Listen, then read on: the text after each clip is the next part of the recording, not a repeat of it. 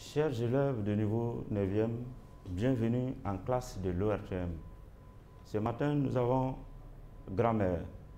Et notre leçon du jour, avant d'entamer cette leçon-là, nous allons profiter pour revenir un peu sur la leçon précédente qui était la subordination dans la phrase. On vous avait donné un exercice d'application alors à faire avant la prochaine leçon. Voici cet exercice-là. On dit relie. Relie avec une flèche chaque proposition principale à la proposition subordonnée qui convient. Nous avons deux listes. La liste A constitue notamment les propositions principales et la liste B constitue les propositions subordonnées. Mais chaque proposition principale rime avec une proposition subordonnée. Mais avant d'y traiter, alors je voudrais essentiellement demander, puisque la leçon c'était la subordination dans la phrase. Et qu'est-ce que c'est la subordination? On avait dit que la subordination est une dépendance grammaticale d'une proposition à une autre, marquée par la présence d'un mot de liaison appelé subordonnant. Notamment, vous allez voir que ces propositions subordonnées commencent en principe par des mots de liaison, par ces subordonnants. Alors, faisons face à l'exercice maintenant. Première proposition indépendante dit, avec ces pluies incessantes, je crains. Alors, il fallait dire tout simplement que je crains que le fleuve déborde. Donc, cela rime avec cette proposition principale, rime avec que le fleuve déborde. La proposition principale suivante, le chef veut. Alors, la proposition subordonnée avec laquelle rime le chef veut, c'est que l'atelier soit propre. Nous demandons la vérité à celui qui veut être élu. Donc, notamment, le souci des électeurs, c'est la vérité pour celui qui doit être élu, celui qui veut être élu. Ensuite, le maire de la commune constate que sa population augmente.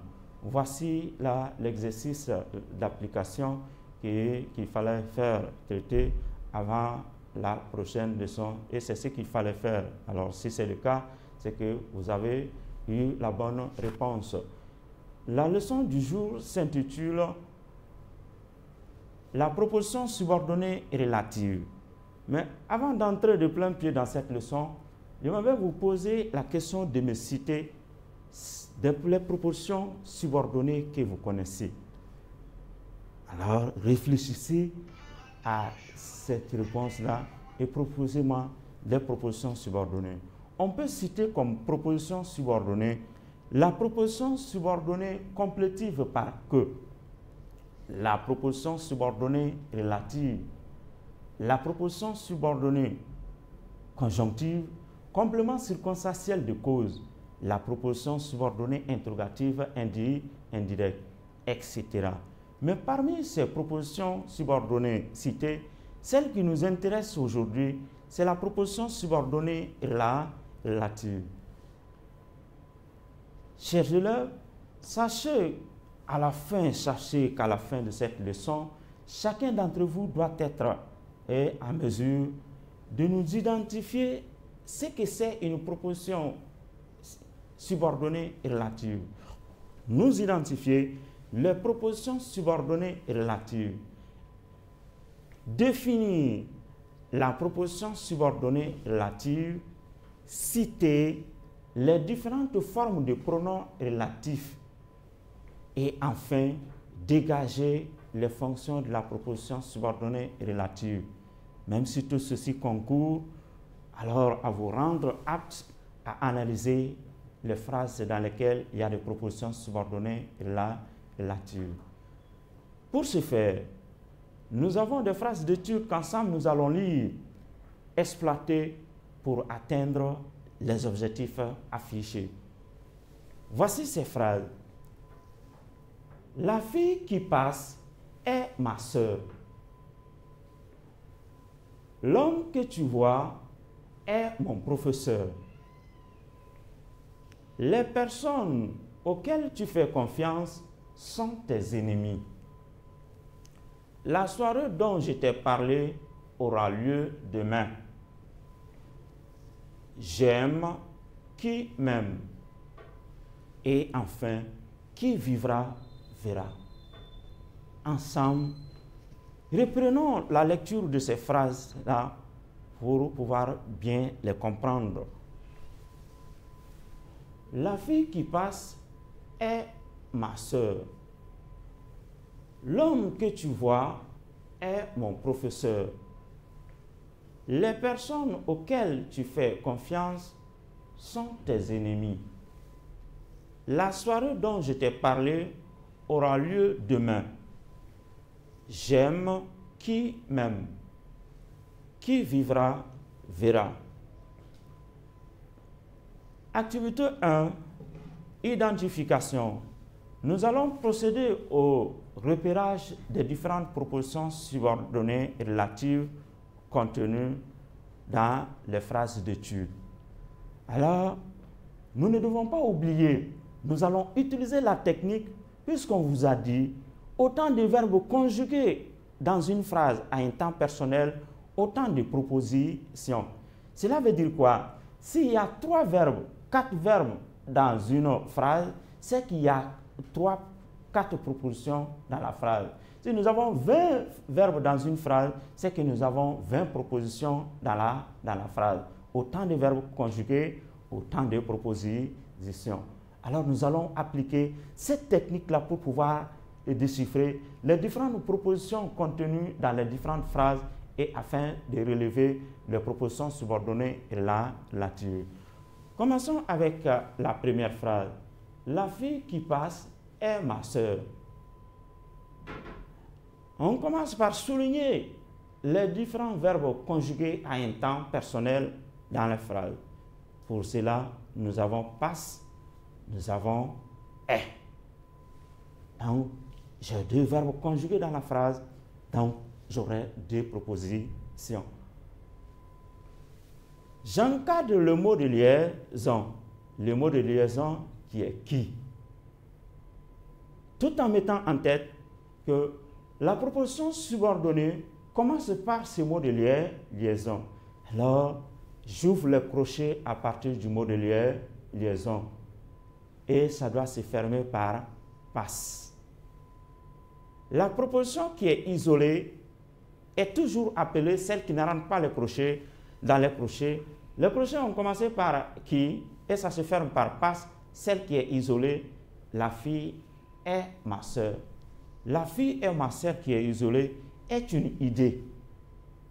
Alors, puisque nous savons que la proposition constitue un ensemble qui tourne autour d'un verbe généralement conjugué et elle exprime une idée. En ce sens, la fille est ma sœur est une idée isolée qu'on appelle la proposition principale, qui passe maintenant, qui est entre crochets, constitue la proposition subordonnée relative. Donc, dans ma première phrase, ma proposition subordonnée relative constitue qui passe. L'homme que tu vois est mon professeur. L'homme que tu vois est mon professeur. On commence à souligner le verbe conjugué à un temps personnel dans la phrase. Nous avons voir. Ensuite, on a est. J'ai 2 verbes conjugués dans cette phrase. Cela signifie que j'aurai 2 propositions. J'encadre le mot de liaison dans la phrase qui est que. J'ouvre le crochet à partir du mot de liaison et ça doit se fermer par voix. Voix, je ferme le crochet. La proposition isolée représente l'homme est mon professeur, constitue la proposition principale. Que tu vois constitue la proposition subordonnée relative. Phrase suivante. les personnes auxquelles tu fais confiance sont tes ennemis. Je commence par souligner les verbes conjugués à un temps personnel dans la phrase. Nous avons fait, nous avons sont. Mais l'idée complète, on dit sont tes ennemis, sont. J'ai deux verbes conjugués dans la phrase, donc j'aurai deux propositions. J'encadre le mot de liaison qui constitue la auquel. Auquel constitue le mot de liaison. J'ouvre les crochets à partir du mot de liaison auquel tu fais confiance et ça se ferme par confiance. Les personnes sont tes ennemis constitue la proposition isolée qui est appelée la proposition principale. Auquel tu fais confiance, qui constitue aussi une idée, constitue la proposition subordonnée relative. La soirée dont je t'ai parlé aura lieu demain. On commence par repérer les verbes conjugués à un temps personnel.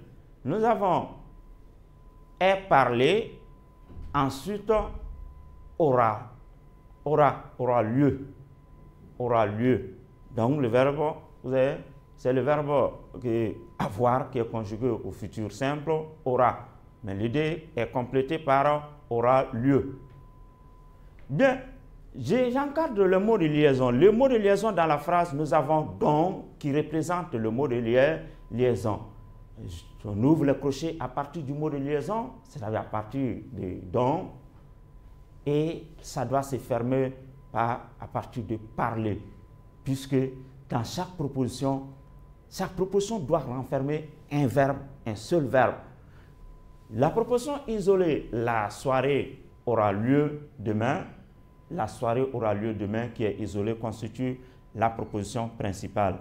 Et dont je t'ai parlé constitue la proposition subordonnée relative.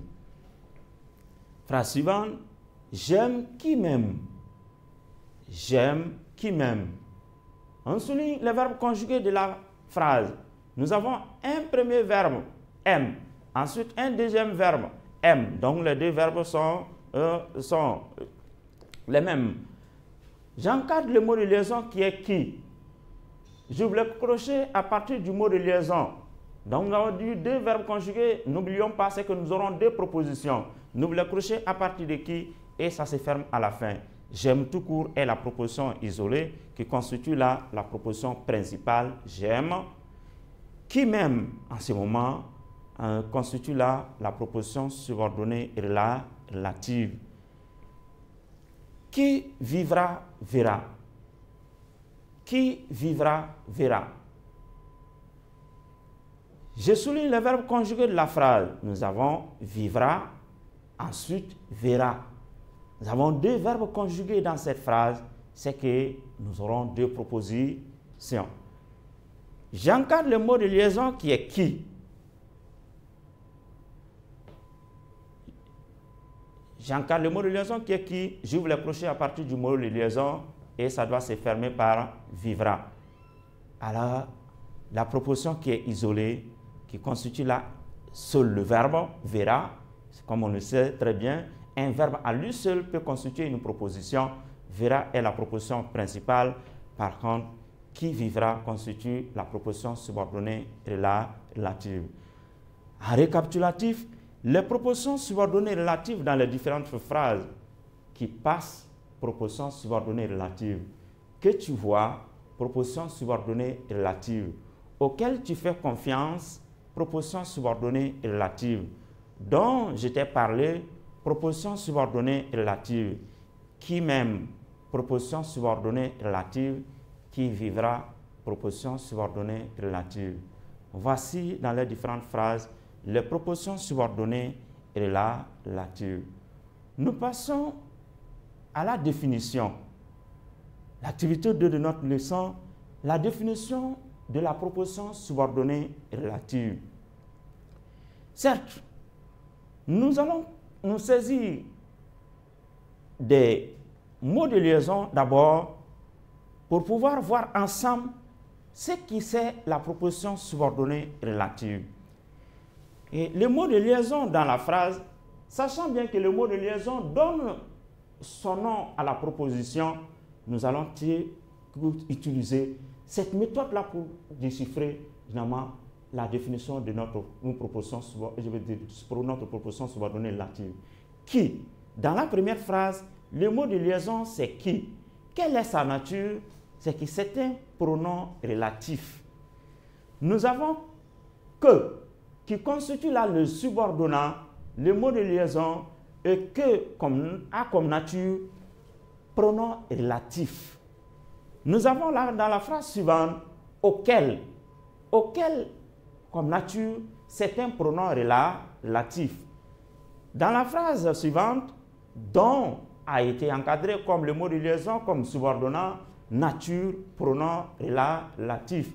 La phrase suivante, et j'aime qui même, nous avons qui dans la phrase qui a été encadré comme subordonnat, donc c'est un pronom relatif. Ensuite, nous avons qui vivra verra, le qui également constitue là le pronom relatif. Même si on remarque dans les deux dernières phrases que nous n'avons pas d'antécédent pour le pronom relatif. Donc, nous comprenons tout simplement que le mot de liaison, les subordonnats qui ont servi à introduire la proposition ou les propositions subordonnées sont tout simplement des pronoms relatifs. Alors, comment appelle-t-on une proposition qui est introduite par un pronom relatif? La proposition qui est introduite par un pronom relatif, c'est une proposition subordonnée relative. Voyons ensemble. Le pronom relatif qui constitue qui, on a dit pronom relatif. Le pronom relatif remplace un nom. En disant pronom, le pronom là c'est le substitut du nom. Le mot qui sert à remplacer le nom. Pronom relatif, il a remplacé un nom. Et ce nom remplacé, on appelle son antécédent. Le mot que le pronom relatif remplace est appelé son antécédent. Dans cette phrase-là, la fille qui passe, la fille a été remplacée par qui? Pronom relatif. Donc, qui a pour antécédent la fille? Dans la phrase suivante, l'homme que tu vois est mon professeur, qui constitue le pronom relatif, a comme antécédent l'homme, car que a remplacé l'homme. Nous avons dans la phrase suivante, les personnes auxquelles tu fais confiance sont tes ennemis. Le pronom relatif auquel a pour antécédent les personnes, autrement dit, auquel a remplacé les personnes qui constituent son antécédent. Phrase suivante, la soirée dont je t'ai parlé aura lieu demain, dont est le pronom relatif qui a comme antécédent la soirée, dont a remplacé soirée. Phrase suivante, j'aime qui m'aime. On constate dans cette phrase que l'antécédent du pronom relatif n'est pas exprimé. Dans la phrase suivante également, l'antécédent n'est pas exprimé. Alors, on va se demander, avec ces informations, nous pouvons nous servir de ces informations pour définir ce que c'est la proposition subordonnée relative. La proposition subordonnée relative n'est rien d'autre que cette proposition subordonnée introduite par un pronom relatif. Elle compte, la proposition subordonnée compte sur un nom ou un pronom exprimé dans la proposition principale qu'on appelle son antécédent. Exemple, l'homme que tu vois est mon professeur. La proposition subordonnée est entre crochets que tu vois. Proposition subordonnée relative, son antécédent c'est l'homme.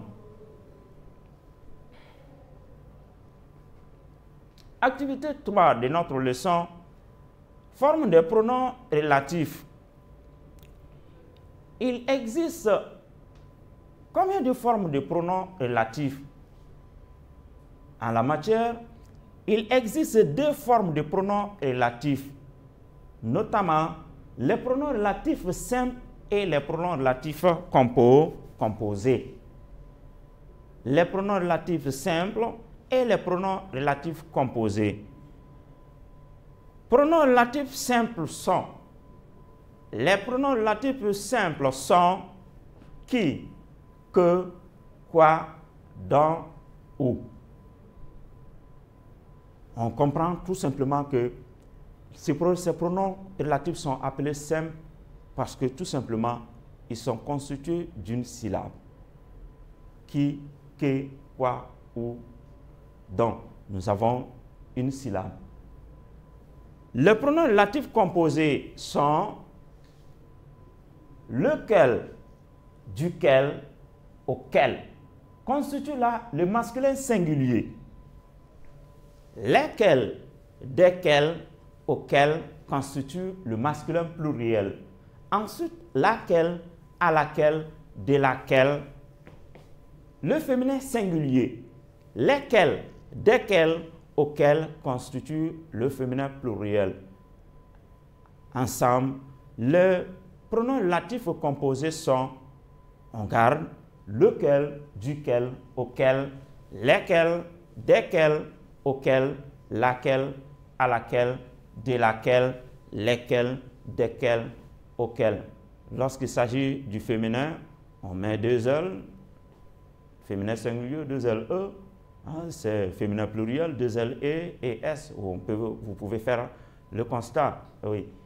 Donc, voici les pronoms relatifs simples et composés. Fonction de proposition subordonnée relative ou fonction de la proposition subordonnée relative. Quelle est ou quelles sont les fonctions d'une proposition subordonnée relative? Et en général, la proposition subordonnée relative joue la fonction complément de son antécédent. Complément de son antécédent lorsque l'antécédent du pronom relatif est exprimé. Il arrive des cas exceptionnels où l'antécédent du pronom relatif n'est pas exprimé. Mais je parle chaque fois que l'antécédent du pronom relatif est exprimé, la proposition subordonnée relative joue la fonction complément de son antécédent. Nous allons nous servir de cet exemple-là pour trouver la fonction de la proposition subordonnée dans cette phrase. Exemple, la fille qui passe est ma sœur. Nous allons appliquer la même règle pour revenir encore trouver la proposition subordonnée relative avant de trouver sa fonction. Je souligne les verbes conjugués dans la phrase à un temps personnel. Nous avons passe, ensuite est. Deux verbes conjugués, cela signifie que j'aurai deux propositions. J'encadre le mot de liaison qui est qui. Je l'encadre. J'ouvre le crochet à partir du mot de liaison qui et ça se ferme par passe. La proposition qui est isolée constitue la fille et ma sœur, proposition principale. Par contre, qui passe constitue la proposition subordonnée relative. Qui passe, proposition subordonnée relative, quelle est sa fonction? Complément de l'antécédent, la fille. Puisque nous avons dit la subordonnée relative est complément de son antécédent, c'est pourquoi on a comme fonction complément de l'antécédent, la fille. La fille est l'antécédent du pronom relatif qui. Alors, qu'en est-il lorsque l'antécédent du pronom relatif n'est pas exprimé? Lorsque l'antécédent du pronom relatif n'est pas exprimé, la proposition subordonnée relative peut avoir les fonctions suivantes. Sujet du verbe de la proposition principale. La subordonnée relative peut jouer la fonction sujet du verbe de la proposition principale. Exemple. Qui vivra, verra. Je souligne le verbe conjugué de la phrase. Vivra, ensuite verra. J'encadre le mot de liaison qui est qui. On ouvre le crochet à partir du mot de liaison et ça se ferme par vivra. Qui vivra constitue la proposition subordonnée et relative. Verra est la proposition principale. Qui vivra, proposition subordonnée relative. Cette proposition subordonnée relative, qui vivra, a pour fonction sujet du verbe verra. On peut poser la question, pour trouver le sujet du du verbe verra. Qui est-ce qui verra? En sous-entendu, c'est celui qui vit, vivra. Donc, qui vivra constitue le sujet du verbe, la proposition principale qui est verra, sujet de verra. La proposition subordonnée relative peut encore jouer la fonction complément d'objet direct du verbe de la proposition principale lorsque l'antécédent n'est pas exprimé. Exemple, j'aime qui m'aime. Je souligne le verbe conjugué aime et aime. Deux verbes conjugués, cela veut dire que j'aurai deux propositions. J'encadre le mot de liaison qui est qui. Je vous l'ai projeté à partir du mot de liaison et ça se ferme à la fin. La proposition isolée, c'est j'aime. Fonction, proposition isolée, j'aime. Nature, proposition principale. Qui m'aime, proposition subordonnée relative, sa fonction. On peut poser la question pour déceler sa fonction. J'aime qui? En sous-entendu, celui qui m'aime.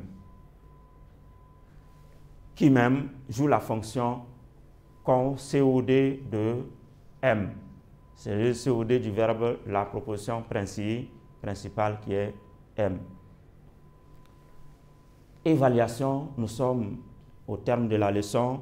Évaluation, c'est que chacun de vous va se tâcher, chers élèves, de s'exercer un peu sur ces exercices. Emploie chacun des pronoms relatifs suivants dans une phrase. Nous avons pris où, que, lequel, qui. Donc, à les employer dans les phrases. Exercice d'application, fait l'analyse logique des phrases suivantes. Nous avons la maison où j'habite a été construite par des Chinois. L'arbre sous lequel je m'asseyais est tombé. La femme de laquelle vient ce cadeau est ma mère. Donc, c'est votre travail à faire d'ici la prochaine leçon de grammaire. Je vous remercie.